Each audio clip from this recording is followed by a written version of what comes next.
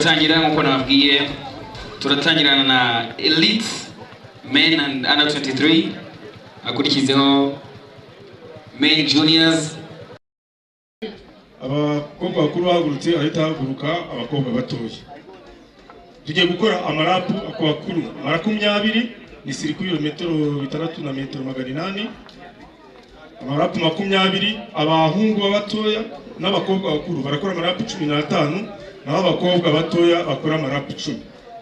Icyiciro ubwo najya ngo nteguze ibyiciro ni guhagurutse cyambere araba ari igihe no kuvuga ngo ntihagire uza gukererwa. Amabwiriza n'amategeko namwe asanzwe dusanzwe dukoresha nkuko musanzwe mubizi. Ibyiciro uko mbivuze nibihaguruka hagize icyiciro gifata ikindi birabujijwe abakomiseri ntihagire bavana mu isiganwa banze mubimenye neza ko niyo bagufashe ntabwo ucomeka abagufasha kuko mwa mutarika muri kategori imwe. Murakoze tugiye guhagurutsa rero ukuvuga ngo nidusifra Tingoma rero giye gutangira mu masegonda 3, 2, 1 twagiye. Ubutwari n'ubumwe bw'Abanyarwanda inkingi z'iterambere. Ubutwari n'ubumwe bw'Abanyarwanda inkingi 3, 2 twagiye.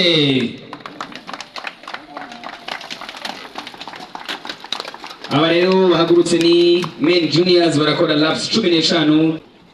Abakurikiye rero n'umunota umwe wonyine ni Women Elite.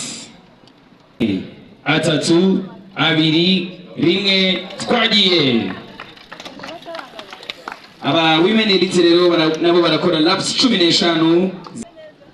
Aba rero bakurikiyeho n'abangavu cyangwa se Women Juniors bo barakora laps 10 zihwanye n'ibirometero 68.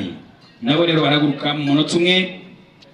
5, 4, 3, 2, 1 twagiye. Dushimira cyane rero Chancellor cyangwa se umukuru w'urwego rw'igihugu rushinzwe intwari z'igihugu imidari n'impeta by'ishimwe Bwana Ngarambe François afatanyije na Executive Secretary wa Cheno Bwana Deonsi n'ubuyobozi bwose bwa Ferwasi barangajwe imbere na President wa Federation badufashije gutangiza isiganwa ku nshuro ya 5 ya Hero Cycling Race